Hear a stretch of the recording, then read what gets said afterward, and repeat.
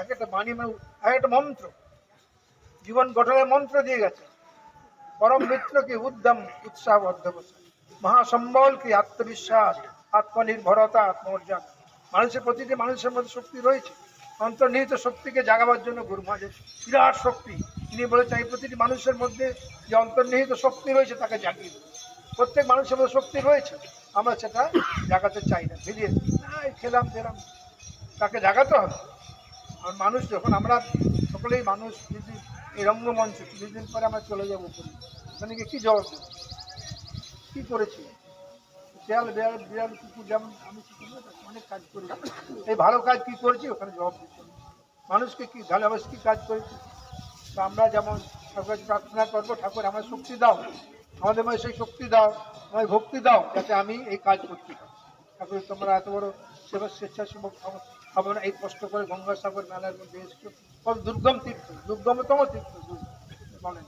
তো এখানে গতকাল পরশুদিন মুখ্যমন্ত্রী মমতা ব্যানার্জি এসছে, এখানে তিনি মুখ্যমন্ত্রী আর দরকার ছিল না, বলছে না আমি প্রতিবারে যাই গঙ্গাসাগর মেলাতে যাই, দেখে আপনারা কত কাজ করছেন দেখে। প্রত্যেক এই যে সেবার ভাবনা নিয়ে উনি বলেন যে আমি এখানে নতুন স্পিরিট চাই, আমরাও সেই ভাবনা চাই, নতুন শক্তি নিয়ে যাব। আর এখান থেকে ফিরে গিয়ে আবার গুরু মায়ের শক্তি নিয়ে আমার তার শক্তিতে সমন্বিত হবে। আমরা কত গর্বিত যে ভারত সেবাশ্রম সংঘের প্রতিষ্ঠাতা যুগাচার্য শ্রীমৎ স্বামী প্রণবানন্দজি মহারাজ, তার যে আধ্যাত্মিক শক্তি, তার যে বিরাট প্রভাব, তার সেই শক্তিটাও সমন্বিত হয়ে যাচ্ছে, তার সঙ্গে যুক্ত হয়ে যাচ্ছি আমরা। 10 দিন আমরা এই ক্যাম্পে থাকছি, 8 তারিখ থেকে 9 দিন 10 দিন থাকছি, তার সঙ্গে যুক্ত হয়ে যাচ্ছি, তার শক্তি পাচ্ছি আমরা। আমরা গ্রামে যখন ফিরে যাব, বাড়িতে ফিরে যাব, সেরকম ভাবনা নিয়ে তার শক্তিতে সমন্বিত হব, তার ভাবনা ভাবায়িত হব। আমরা 10 জনকে বলবো দেখো ভারত সংঘ এই চাই। ঠাকুরের কাছে আমি প্রার্থনা করছি, এই যে পূজ্য স্বামীজির বয়স হয়ে গেছে 75 বছর উপর, 77 না কত 74 বছর হয়ে গেছে। হ্যাঁ, তো সেই 74 বছর বয়সে দেখো তোমাদের সঙ্গে এই সেবা কার্য করতে হয়েছে। এই যে নানপুর বয়স হয়ে গেছে, কত বড় বড় সমাজসেবী সব বন্ধনরা আছে, কত লোক আছে ভালো ভালো এই সমাজ, তারা কত কাজ ছেড়েও এখানে, নির্মল পাল আছে, পরিমল বাবু আছে সব। তারপরে এখানে দেখো এই পুরীর স্বামীজি এসছে, তারপরে পুষ্কর থেকে এসছে, এই তারপরে থেকে ডোকরা থেকে এসছে, এইসব স্বামীজি রানীবাগ থেকে এসছে, স্বামীজি কেন এসছে? এই গঙ্গার সাগরে আনন্দ নেওয়ার জন্য। এই কি যে আনন্দ, স্বর্গীয় আনন্দ। মানুষ যত এই প্রত্যেকটা মানুষ চায় শান্তি, এটাই হচ্ছে মানুষ জীবনকে পবিত্র করার জন্য। আমার জীবনের মধ্যে দুটি ভাবনা আছে, অসৎ এবং অসৎ। আমরা কিভাবে অসৎ ভাবনাকে চাকরি জমিয়ে দিয়ে সৎ ভাবনাকে জাগাবো, এটাই চেষ্টা। তার জন্য এই সেবা কার্য করা, এই ভাবনা গ্রহণ করা, আরতি করা, প্রত্যেকের সঙ্গে আমরা বিরাট এই আনন্দ করতে করতে উপরে তারপরে প্রার্থনা করি।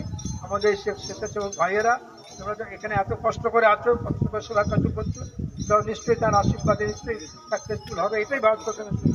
এই যে কালকেও মুখ্যমন্ত্রী কিছুদিন আগে বলছে ভারত সেবাশ্রম সঙ্গের যে বিরাট সেবা কার্য, এদের ছাড়া সেবা এই গঙ্গাসাগর মেলা হয় না।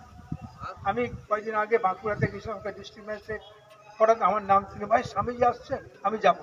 ওরা প্রশংসা করছেন যে আমি 2 বছর আগে গঙ্গাসাগরের এডিএম ছিলাম, তো আমি এত দেখেছি ভারত গঙ্গাসাগর সেবা, গঙ্গাসাগরের সেবা কার্য দুর্গম তীর্থে ভারত সেবাশ্রম সংঘে স্বেচ্ছাসেবক ছাড়া সে সেবা কার্য হয় না, ওপেনলি দিকে। তো আমরা অত্যন্ত আনন্দিত যে আমরা সব ভাইয়েরা, স্বেচ্ছাসেবক ভাইয়েরা কত কষ্ট করে সেবা কার্য করতে এসেছি, এবং কষ্ট করে মানুষের সেবা করব যাতে এটা সুন্দরভাবে হয়, কারোর সে খারাপ ব্যবহার করবো না, সকলকে ভালোবাসবো, সেবা করে তাকে ভালোবাসবো। যদি কোথায় গুজরাট থেকে আসছে, রাজস্থান থেকে আসছে, তারা বলে যে বাঙ্গাল में गया था, भारत सेवा का सेवा। ঠাকুরের তোমরা আশীর্বাদ নাও। ওম শান্তি শান্তি শান্তি। আমার পূজ্য স্বামী